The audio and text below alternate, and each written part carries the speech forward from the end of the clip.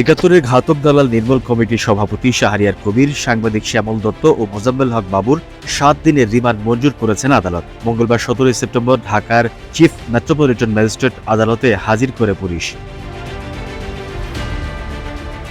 রাজধানীর রমনা মডেল থানায় দায়ের করা হত্যা মামলায় ৭১ টেলিভিশনের সিইও মোজাম্মেল হক বাবু এবং ৭১-এর ঘাতক দালাল নির্মূল কমিটির উপদেষ্টা মণ্ডলের সভাপতি শাহরিয়ার কবিরের 7 দিনের রিমান্ড মঞ্জুর করেছেন আদালত। মঙ্গলবার 17 সেপ্টেম্বর সকালে তাদেরকে আদালতে হাজির করে মামলার তদন্তকারী কর্মকর্তা পুলিশের পরিদর্শক মোহাম্মদ পায়েল হোসেন মামলার সুষ্ঠু তদন্তের স্বার্থে তাদের 10 দিনের রিমান্ড নিতে আবেদন করেন।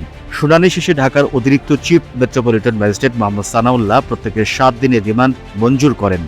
আসামি পক্ষে আইনজীবীরাও সেখানে ওকালতনামা দিয়ে তাদের এই রিমান্ডের বিরুদ্ধে এবং জামিনের জন্য প্রার্থনা করেন। বিজ্ঞ আদালত উভয় পক্ষের শুনানি অন্তে এই আসামিদ্বয়ের বিরুদ্ধে 7 দিনের রিমান্ড মঞ্জুর করেন।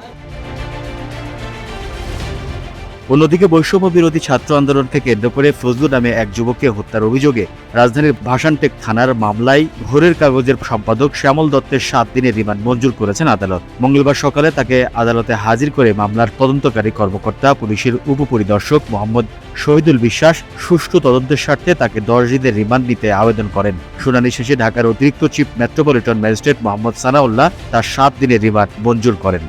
এই হলো এই দেশে একটি পরদেশের এজেন্ট এবং এছাড়া এই দেশের পক্ষ থেকে পরদেশের তারা এজেন্ট হিসাবে তারা এখানে কাজ করেছে। অতএব এই মামলায়ও বিজ্ঞ আদালত উভয় পক্ষের শুনানি অন্তে শ্যামল দত্তের বিরুদ্ধে 7 দিনের রিমান্ড মঞ্জুর করেন। The news Bangladesh desk report.